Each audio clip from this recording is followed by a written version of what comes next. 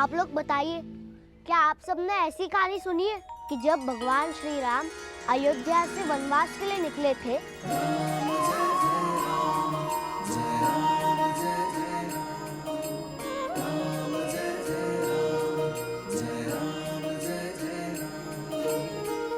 और लंका विजय करके 14 वर्ष बाद अयोध्या वापस लौट आए।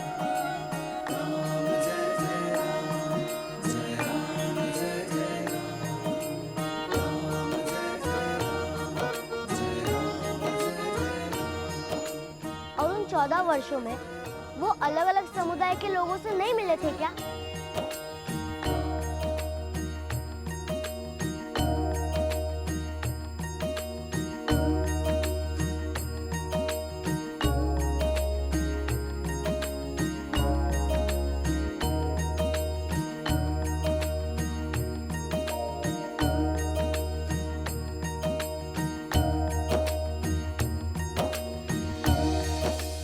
भगवान श्री राम ने किसी की सहायता नहीं की थी क्या?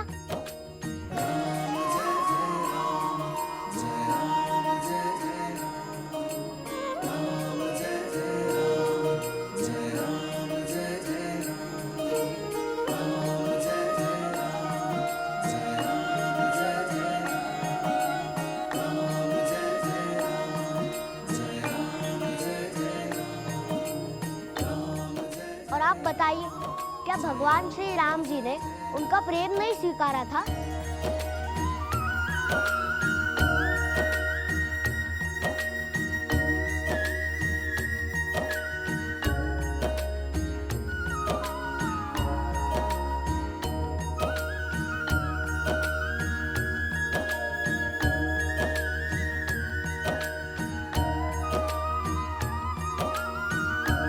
बताइए, क्या शबरी और केवट का नाम नहीं सुना है आप लोगों ने?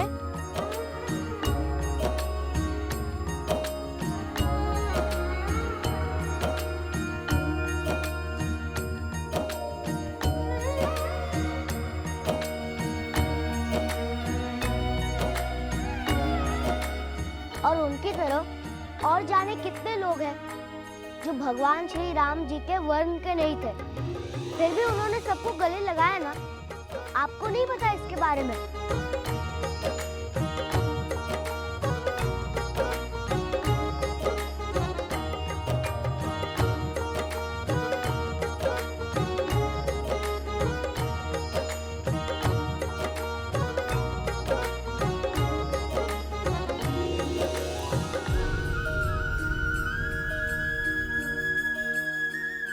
अटल बेटा, बड़ा वो नहीं है जिसकी ऊंचाई बड़ी हो, जिसके पास पैसा सुख समृद्धि हो, बल्कि बड़ा वो है जिसका विस्तार बड़ा हो, जिसके विचार बड़े हो।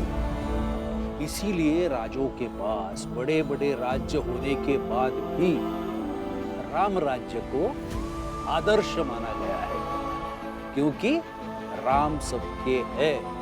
समझे? जब भगवान श्री राम जी ने कभी भेदभाव नहीं किया, तो हम आप कौन होते हैं भेदभाव करने वाले? भारत की संस्कृति की आपको बचाए दो, देश के ललाट पर विजय तिलक लगाए दो, ज्ञान और तर्क से अखंडता के गर्भ से, ज्ञान और तर्क से अखंडता के गर्भ से एक नवीन राष्ट्र के सृजन की राह दिखाए दो।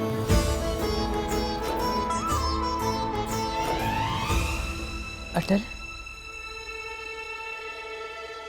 घर चलो। लेकिन माँ, अटल, बस हर मसले पे ऐसे बहस नहीं करते रहते। चलो अब। पर बाबूजी। अटल, कहा ना, बहस मत करो। चलो। अटल, चलो, चलते हैं। चलो चलो।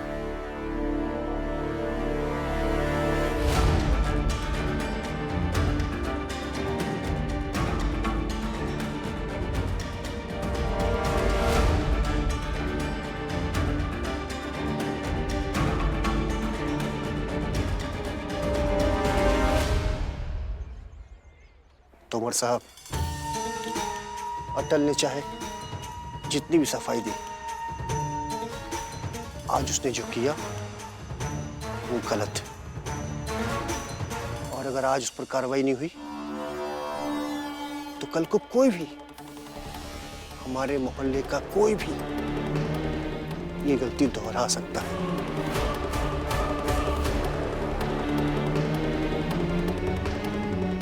जरा सोचिए, कुछ तो कीजिए। बब्बन, ये सोचना विचारना मोहल्ले में चल के कर लेंगे, समझे? अभी यहाँ से चलो।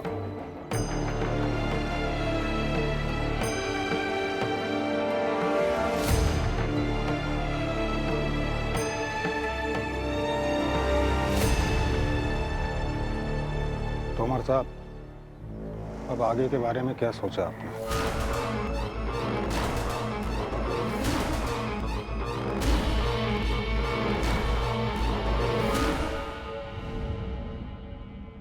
अटल खुद से ही थोड़ी गया होगा। जरूर विमला दीदी ने उससे कहा होगा कि जरा मुझे घूमने दो।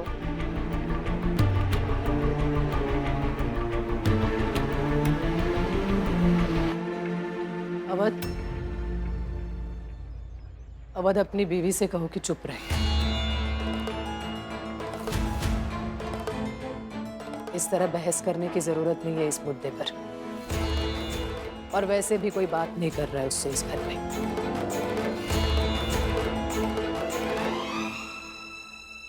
माँ, आप भी सरस्वती से चाहे कोई बात करे या ना करे, लेकिन जो सच है वो तो है।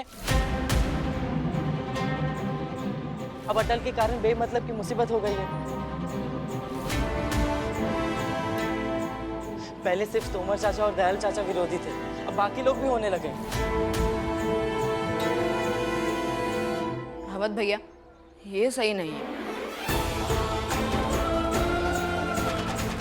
आप हमेशा अटल को गलत मत ठहराइए। दादाजी भी तो वही कह रहे हैं ना जो अटल कह रहा था।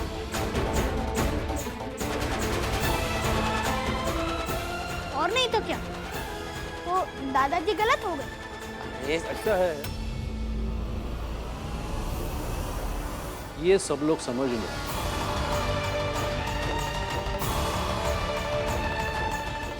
अटल ने कुछ गलत किया नहीं है। हाँ, लेकिन पूरा मोहल्ला तो गलत कह रहा है ना। वाजपेयी जी, वाजपेयी जी।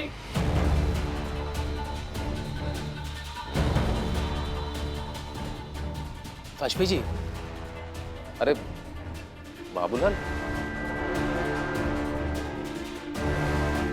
आइए।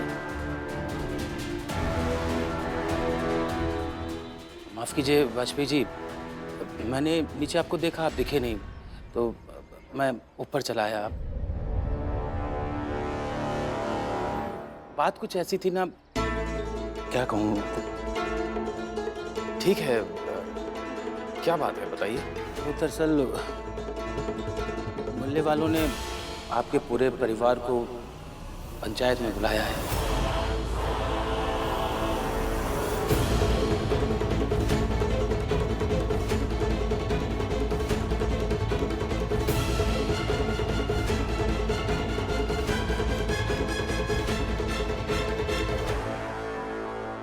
चलिए।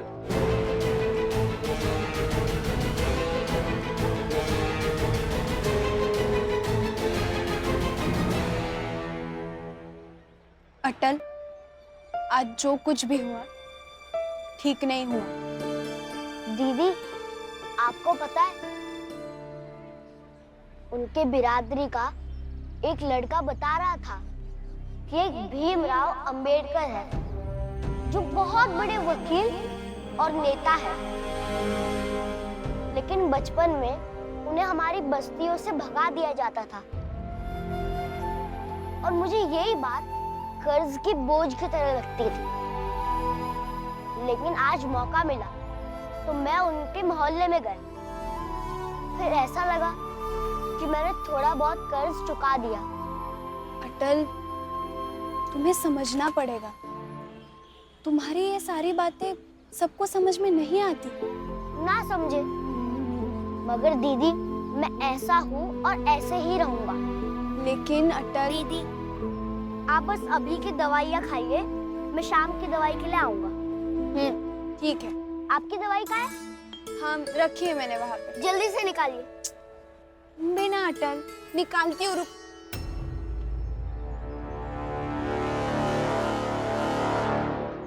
अटल, बाहर सब पंचायत लगाकर बैठे हैं।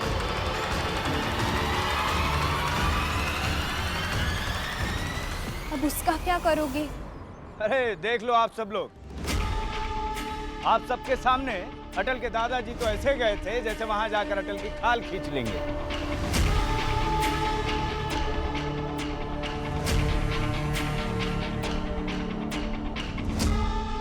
लेकिन वहां जाकर पलट गए, अटल का पक्ष ले लिया।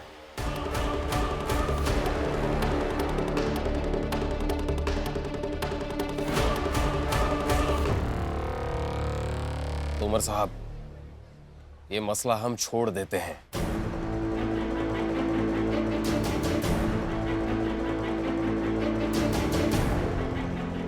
देखिए, अटल अभी बच्चा है।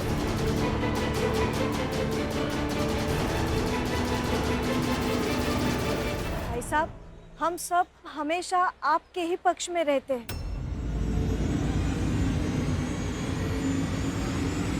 लेकिन अटल ने जो आज किया वो सही नहीं किया।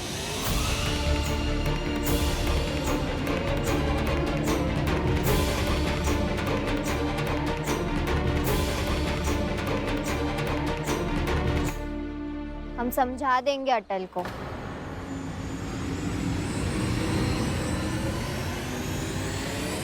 अब दुश्मनी लेकर कहाँ जाएंगे हम भी?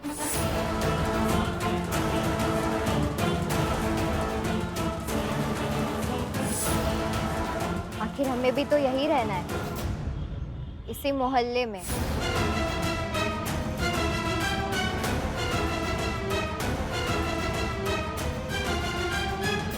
भाइयों, अटल को हम लोग उस बस्ती से वापस तो लेकर चले आए,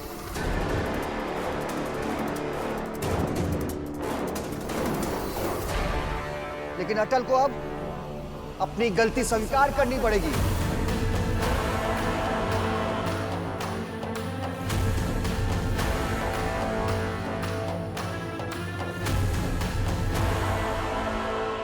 और हम सबको उसे आश्वासन देना पड़ेगा कि दोबारा वो गलती नहीं करेगा, उस मोहल्ले में नहीं जाएगा।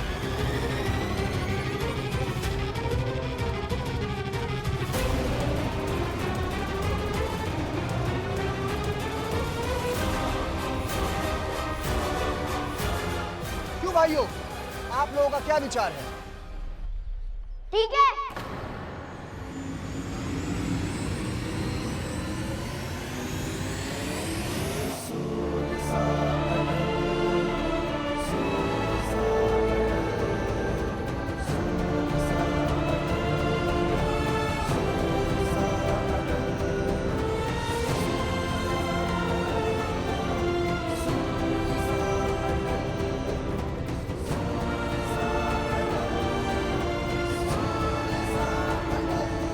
नहीं जाऊंगा। बेटा अटल, तुम्हें डरने की जरूरत नहीं है। ये लोग ना जाए, ये अपनी मान्यताओं के साथ जिए।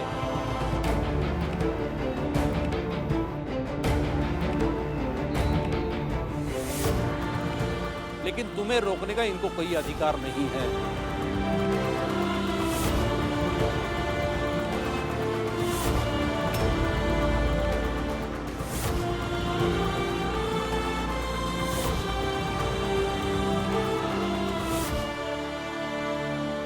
दादाजी, ये लोग मेरे शुभचिंतक हैं।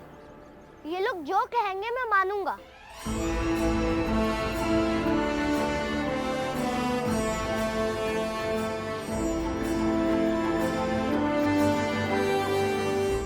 लेकिन मेरी बस एक शर्त है।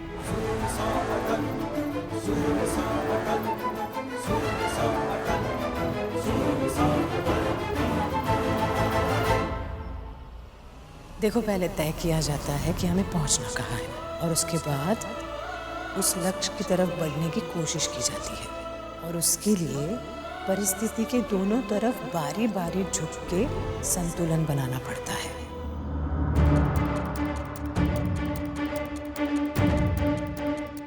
शर्त? अटल बेटा, तुम्हारी क्या शर्त है? यही कि जब मैं कल दीदी को घुमाने ले जाऊंगा तो लोग मुझे ये ना कहे कि जहाँ जहाँ हम आ सकते हैं वहाँ वहाँ तुम नहीं जा सकते। हम जहाँ जहाँ जा सकते हैं वहाँ वहाँ मत जाना, तुम अपनी इस बीमार दीदी को लेकर, समझे?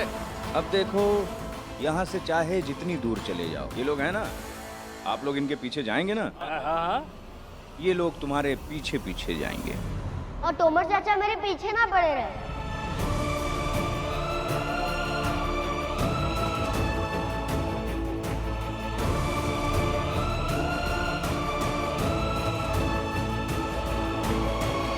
अगर मुझे यहाँ घूमने की जगह मिल जाएगी तो मैं उनकी दुनिया में क्यों जाऊंगा?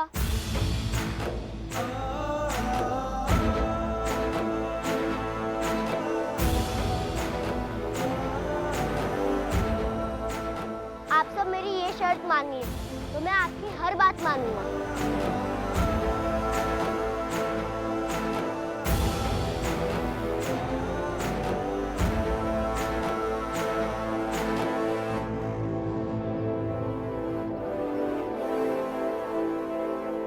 माँ, ये संतुलन है ना? सही है।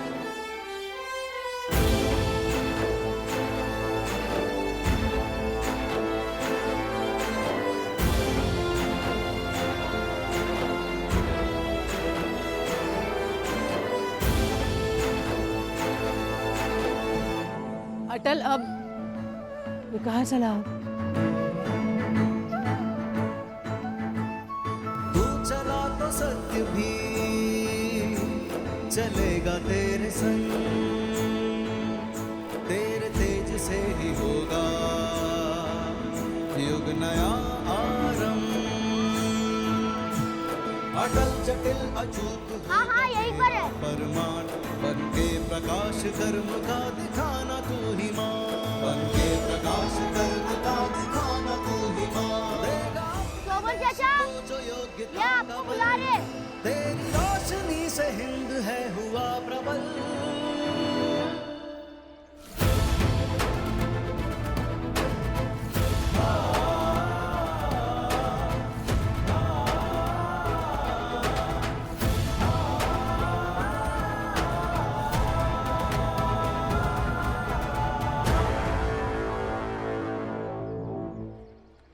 क्या हुआ? यहाँ तो कोई नहीं।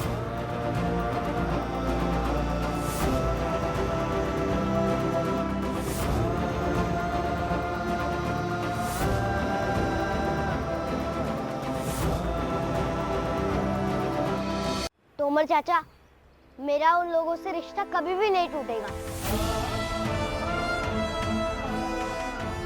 लेकिन अब आपको जबरन मोहल्ले के लोग कहेंगे कि समझाइए, कल से कोई मुझे ना रोके घूमने से और दीदी को घुमाने से।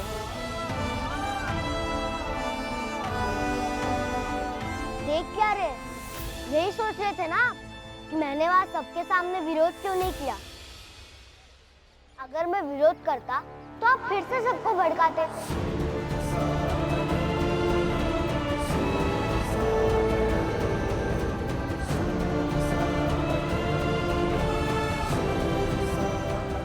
तोमर चाचा, कुछ समस्याओं का हल लड़कर या फिर बहस कर कर नहीं निकलता है। कुछ समस्याएं दिमाग से भी जीती जाती है। शायद से यही राजनीति है। दादाजी कहते हैं, जहाँ षड्यंत्र ज्यादा हो वहाँ पर राजनीति काम आती है, और आपके साथ रह रह के मैं थोड़ी बहुत राजनीति सीख चुका हूँ।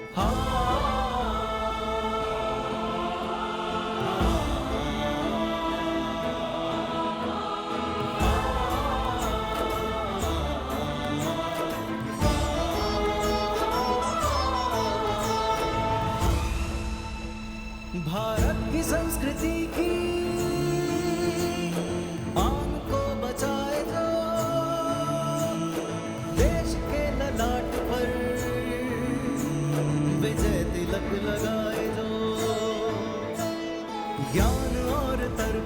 अखंडता के गर्भ से एक नवीन राष्ट्र के सृजन की राह दिखाए जो